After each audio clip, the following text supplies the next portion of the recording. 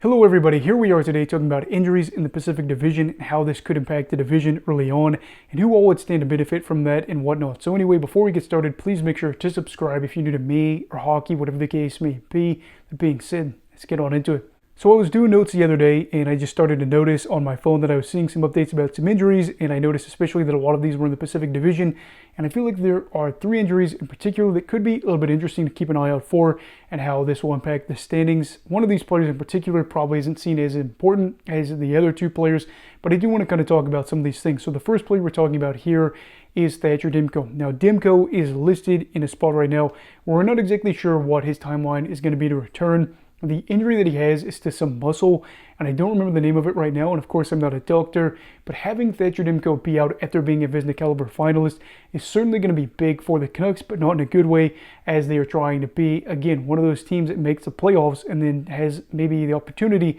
to go on a run. Last year was really good. They want to build off that, and losing maybe a Vezina winning goalie for the year, or at least a good chunk of the year, is never a good thing. Now they have tried to go out there and remedy that a little bit by giving Kevin Lankinen, and with him and Shilovs, you're going to be looking at a duo in net where you're hoping to feel confident and you're probably relying more on the guys in front of you. If you remember, Vancouver is pretty good at 5-on-5 for defensive numbers, and this is a team that, while their blue line will look a little bit different and the team is going to be dealing with some transition of the roster, as you see guys like Jake DeBrusk's going to be joining the team and whatnot, you are really hoping that the experience of Lankinen could help out a little bit and that Shilovs can find some of that success from the playoffs.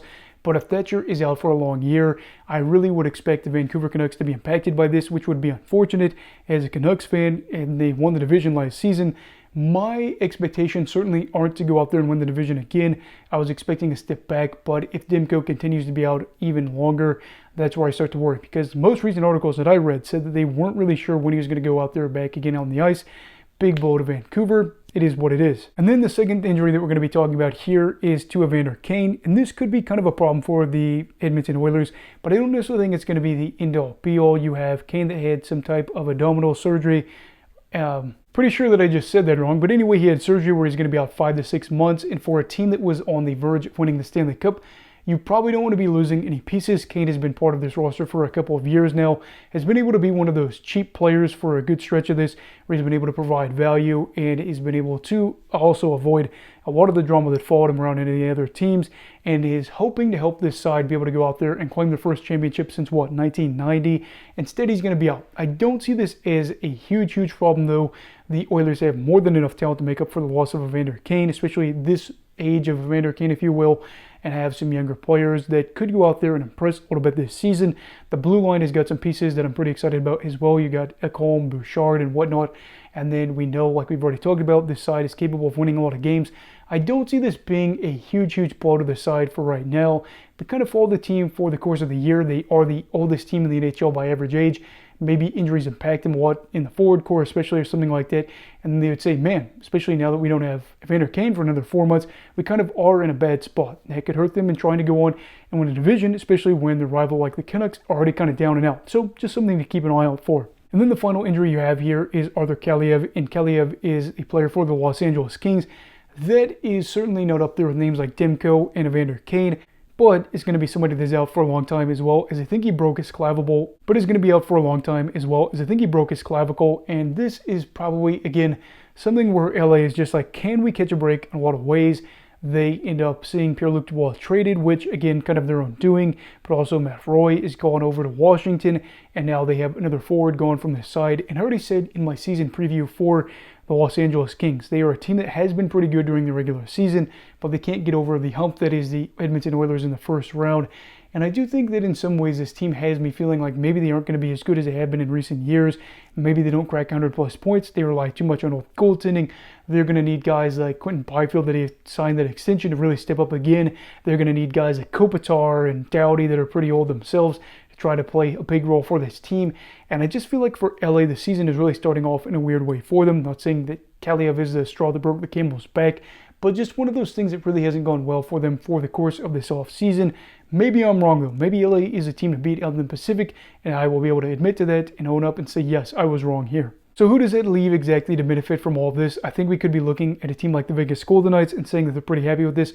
Yes, they could be dealing with the fact that they lost Robin Lehner, but they already knew he probably wasn't going to go out there and play. They're currently trying to figure out how to terminate his contract. They've got Aiden Hill, and they've got somebody else I'm forgetting right now that they got over from Washington, I think right now, for their situation in net. Maybe I'm going crazy here as I have tried to record 5 videos in one sitting.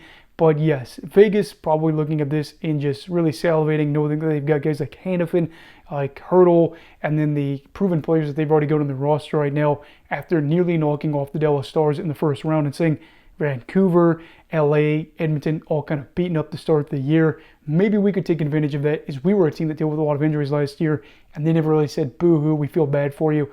Maybe Vegas is kind of in on that opposite side this season, and they could say, yeah, it's really nice to not have to deal with as many problems as you're dealing with. And then maybe even for a team like the Kraken, I know they're probably not viewed as a side that's going to be top 3 in the division, certainly shouldn't go out there and win their division this year, but if they look at a team like LA or Vancouver, who could have big losses over the course of the year, especially Vancouver, if Shilovs and then Lankinen are unable to hold it down in net, and the defensive numbers aren't as good, Seattle could benefit from that after an improved season where they got guys like Chandler Stevenson, Brendan Montour, and are feeling like guys like Matty Beniers could have a bounce-back season. Dan Bylsma his first year, and just kind of propel themselves to maybe being that surprise team where they crack in the top 3 in the division and make some noise come playoff time. So looking at all this, yeah, there's other teams I'm sure as well, but I just wanted to see how things will transpire, and I think that the Pacific Division could see a shakeup in the standings this year, and we might be able to pinpoint this at the start of the season and say, yeah, these are kind of the reasons why this team finished XYZ spot. I've rambled on enough, and I'm going to try to get to setting up all these videos and recording and editing and all that stuff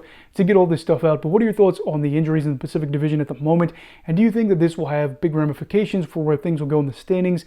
Or do you think that these teams that were kind of at the top spots last year will be able to kind of stay there? So let me know all your thoughts down below in the comments. Also, please make sure to like this video if you enjoyed it. Subscribe if you're new. Everybody stay safe. Have a great night. And Eagle of Hockey, all right. Goodbye, Brigadiers and Brigadettes. This is your captain signing off. Have a great night.